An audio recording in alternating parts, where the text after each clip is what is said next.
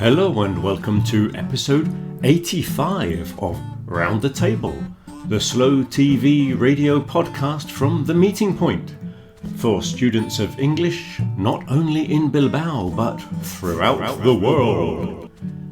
This week we've been discussing the topic of struggle, workers' rights, voting rights, Black Lives Matter, and getting around in a wheelchair. So let's begin this week's programme with some of the phrases that came up in this week's conversations.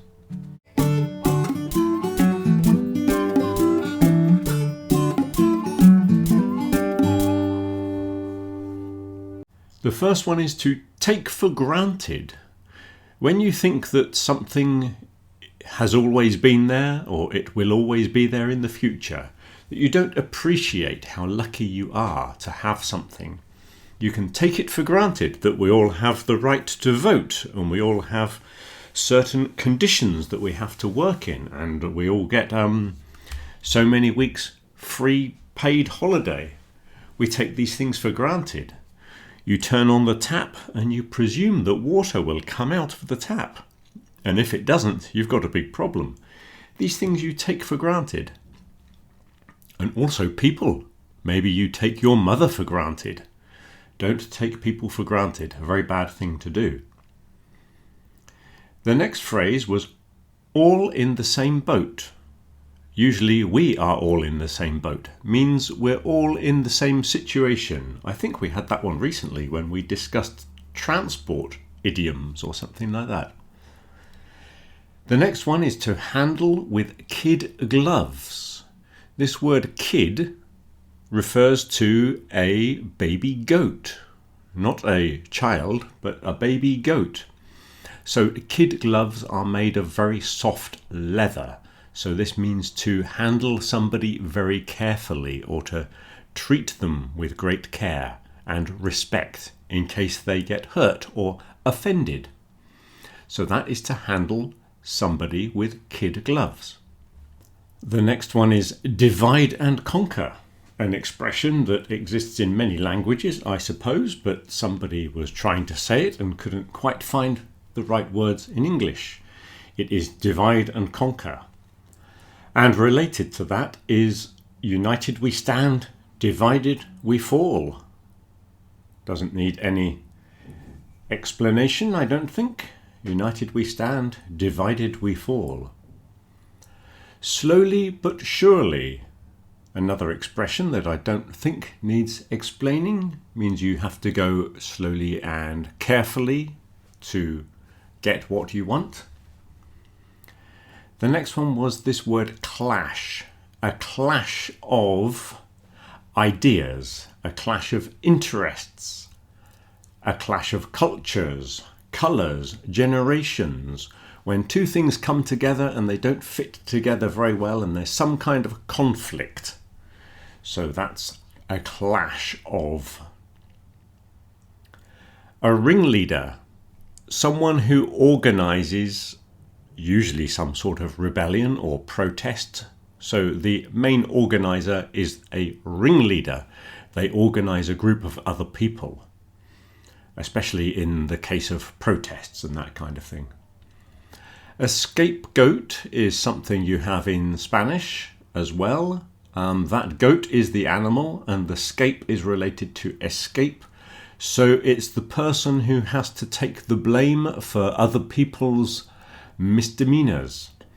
Originally it was a goat that was left in the mountains and it was supposed to take all of the sins of the villagers up into the mountains, and it was eaten by the wolves. So that is a scapegoat. Next is a whistleblower. A whistleblower is somebody who gives information, especially secrets, to do with an organisation normally. So there have been some in the news, and I can't remember the name of the famous person. I think he was Australian. He revealed a lot of documents about some government organisations or something like that. So he was a whistleblower. It's somebody who makes information public, and normally he's considered a good person because this was secret information that the people need to know. So whistleblowers are normally good. Similarly is a snitch, but this is usually in school, the student who tells the teacher about something somebody else has done. That's a snitch. They're not very good. And then you get other ones with regard to criminal activities and the police. They're normally called a grass or a rat. And I can't remember why the word grass. It's something to do with a rhyming slang expression. But we'll come back to that in the future. It goes without saying was a interesting phrase that came up. It's when you say something, but you know that everybody knows it and it doesn't need any explanation, and we presume that this is common knowledge to everyone. So if we were talking voting rights for women, you can say, well, it goes without saying that this was a huge advance in equality. So it's obvious, basically. Break down barriers is another useful expression when talking about struggle. This one came up, we were talking about the first black policeman, for example. It's a very, very difficult situation to be in when you're the very first one. So the first black policeman had to break down barriers. You could say the first woman member of parliament in an all-male environment. Very difficult to be the first one in there. So those people have to break down barriers. The next one I could put in as a typical mistake. This word sexist. Learn this word sexist. There is no machist word, okay? Machist doesn't exist, so sexist is the word. We do have the word macho, which comes from Spanish. That's describing a man who shows strong, sort of exaggerated masculinity. And it's sort of exaggerated in a lot of contexts. It's considered quite a funny thing, like he's trying too hard to be manly. So he's being tough and dominant and physically strong, and he's, building his muscles and trying to impress people. So you say, oh, he's very macho. But quite often it's in a bit of a negative way, really. And there is also machismo, which I'm sure I've heard as machismo, but it's machismo apparently. And again, it's more of a cultural attitude to do with men being the dominant ones and shouldn't be weak, and women should be submissive and those kind of things. But they're not very common words, so the word that you need to remember is sexist. Don't forget that word.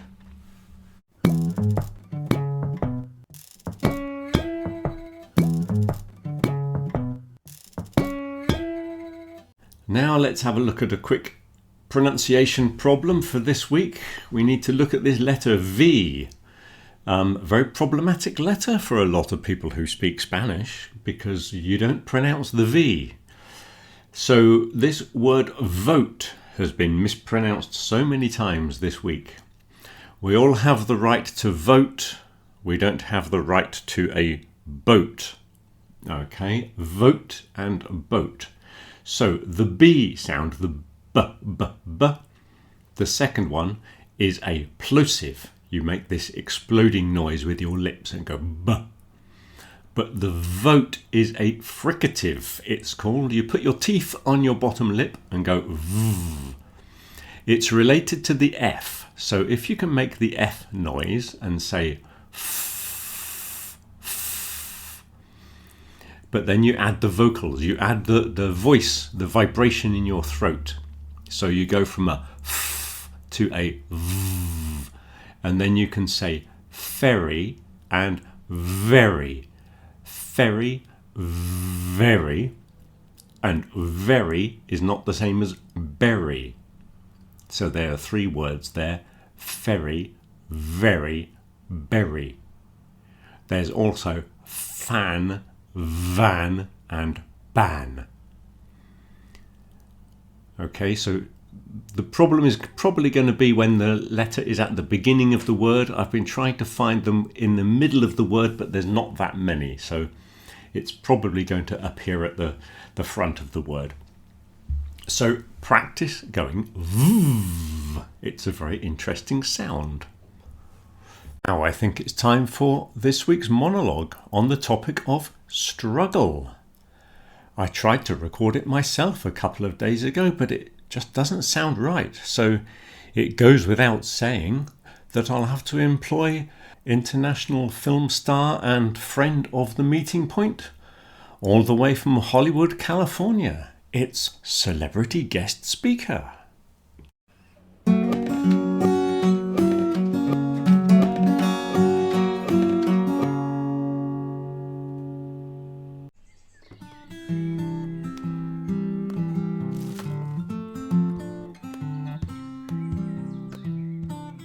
The 20th century was a time in which people struggled for their rights and to improve their standard of living. Unions fought for improved working conditions, and suffragettes won the right for women to vote. Many countries gained their independence from European powers, and segregation laws were dismantled in the United States and South Africa.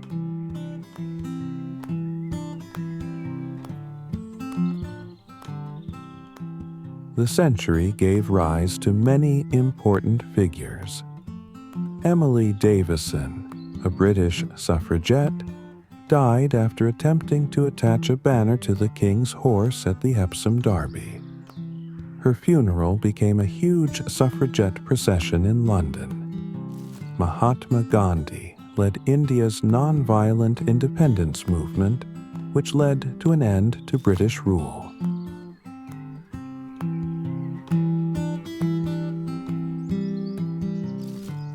Dr. Martin Luther King led civil rights marches in the United States and made speeches that are still inspiring us today. Nelson Mandela was instrumental in ending apartheid in South Africa, and, after spending 27 years in prison, went on to become the country's first black president.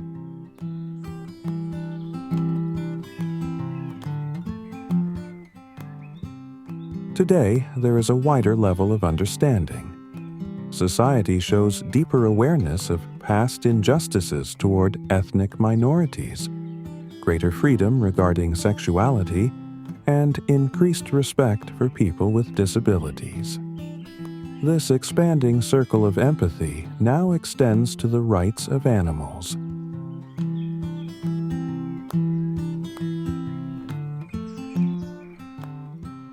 With the rights many people enjoy today and higher living standards, it's natural that younger generations may not fully appreciate the hardships and sacrifices of those who came before them. Yet, to suppose that life is too easy today may be an oversimplification.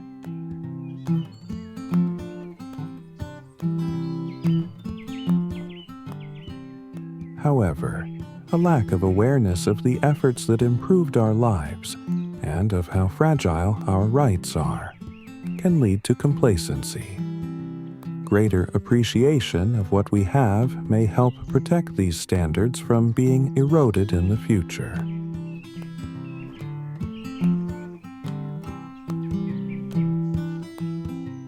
Although complete equality is still some way off, there is a growing sense that people of all backgrounds, abilities, and preferences can now make an active contribution to society.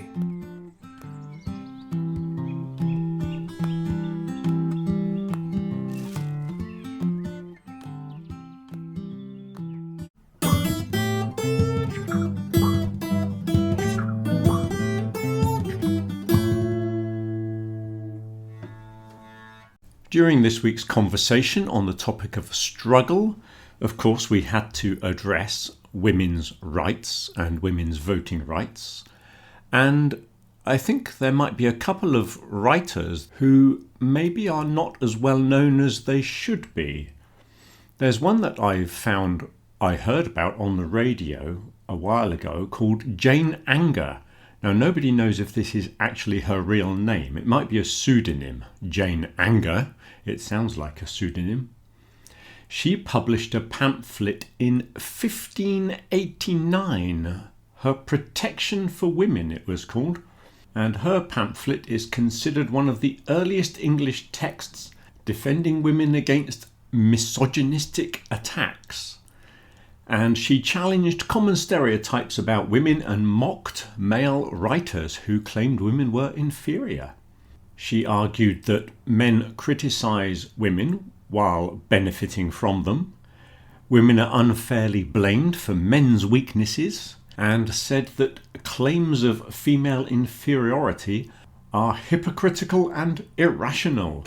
So Jane Anger, 1589. There's someone you've not heard of. Another writer who came up in conversation this week was Mary Wollstonecraft. Mary Wollstonecraft was a philosopher and writer, and she wrote a book called A Vindication of the Rights of Women in 1792. And she was a very important writer in the history of feminism. Now, in 1797, she gave birth to a daughter, but unfortunately died shortly after. So the daughter, also called Mary, grew up without really knowing her mother, only through reading her books and her other writings. So she was brought up by her father, who was called William Godwin, who had a house in London, and it was quite the meeting place. They had dinners and invited poets and scientists and political thinkers. So it was very much a house full of the great minds of the time. And young Mary grew up listening to these ideas and stories about society and science and revolutions and all this kind of stuff. And she also had access to her father's very large library, apparently. One of the characters that came to dinner was a poet known as Percy Shelley. You might have heard of Percy Shelley. So when young Mary was 16 or 17, she ran away with Percy Shelley. They ran off to the continent, and he was actually married at the time, so this was quite the scandal, as you can imagine. Great shame on the family. Society rejected them. Her father was furious, and they had to go off to the continent to live. Meanwhile, on the other side of the world, there was a volcano. Mount Tambora in Indonesia erupted in 1815, which changed the weather patterns throughout the world. And in Europe, it was known as the year without a summer.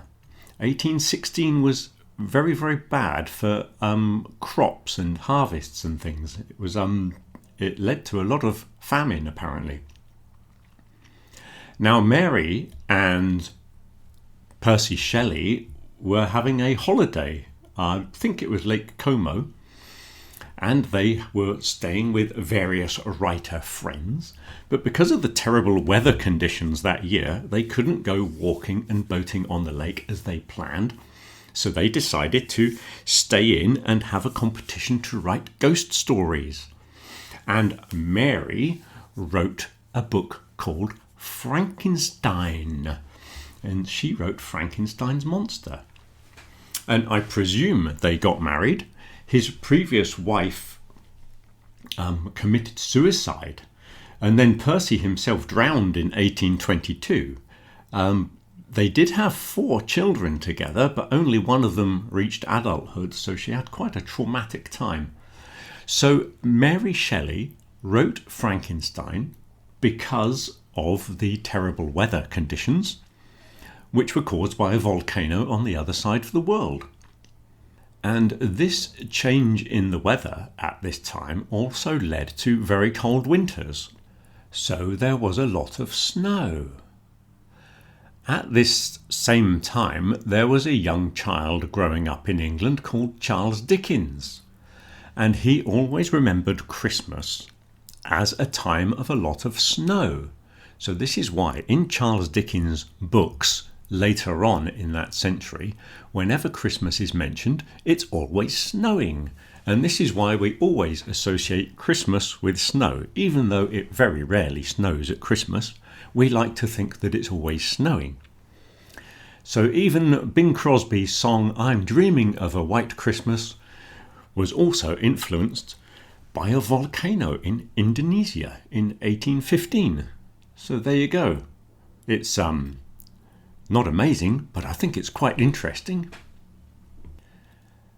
And another quite interesting thing, for some reason, we were discussing insects.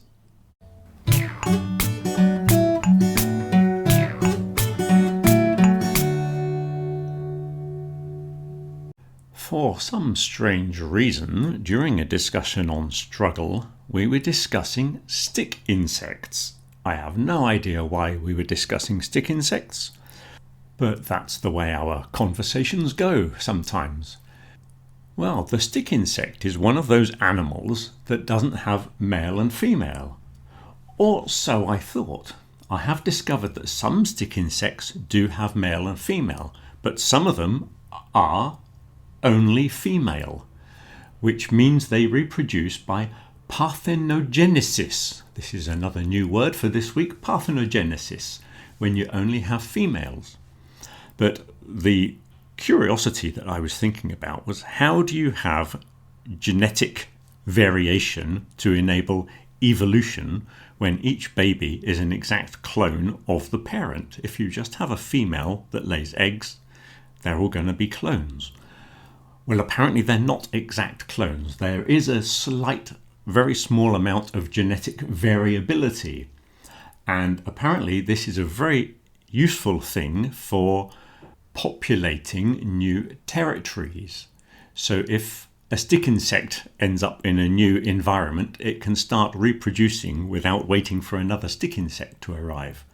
And this is why in island populations, they tend to reproduce by parthenogenesis, because it started with just one solitary stick insect to begin with. So yes, there is genetic variation even if you reproduce with this method. I don't know why we were discussing that in an English class, but there you go. We like to learn things at the meeting point.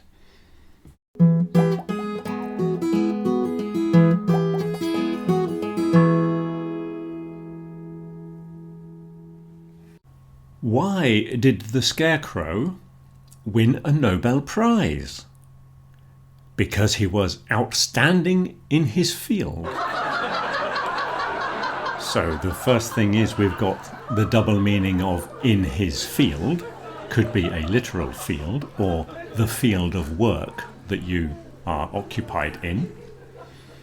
And then we've got this adjective outstanding, which means you're very special or noticeable, which comes from the phrasal verb to stand out, meaning the same thing. But you could take stand out also in a very literal meaning, to be standing out in the field. So that's a very funny phrasal verb joke.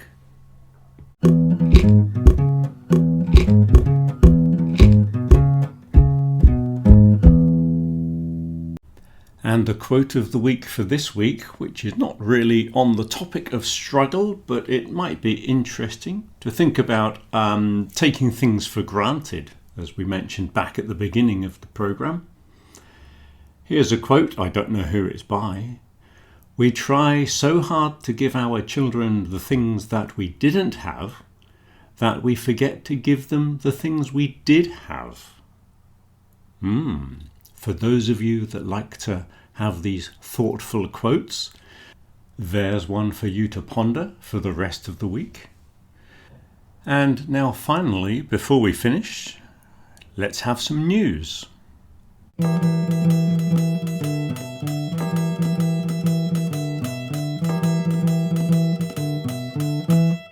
You've probably noticed that this week we've been looking at some sparrows filmed on my balcony last year. Yes, it's time to show the sparrows again, because on the 20th of March is International Sparrow Day. I hope you realise. Put that in your diary and celebrate sparrows in whatever way you can, really. I don't know what we're supposed to do for International Sparrow Day, but it's to raise awareness of the plight of the common house sparrow. Then on the 27th of March, make another note in your diary, we have a gathering in the office at the meeting point, not to discuss anything in particular. It's just the end of the trimester, and we'll have some beer, some wine, some cheese, and a little bit of nice bread, I imagine, and an interesting discussion on whatever takes your fancy. Welcome and thank you to the new subscribers that we got from the last program. Last week we had a few new people join us for the weekly podcast. I hope you enjoy it. You obviously do, as you subscribed. Don't forget to share it with all your friends, and don't forget to leave some comments down below. If you've got any questions, any little grammatical queries or pronunciation things that you'd like us to look at, we're always open to new ideas. Next week we've got a very simple topic. We're just discussing pets next week, so nothing too deep and philosophical for the coming week. Just the topic of pets, why we have pets, why people like to have dangerous dogs or tarantulas and lizards and all that kind of thing. So if I don't see you at the meeting point, as usual, have a good week. Till next week.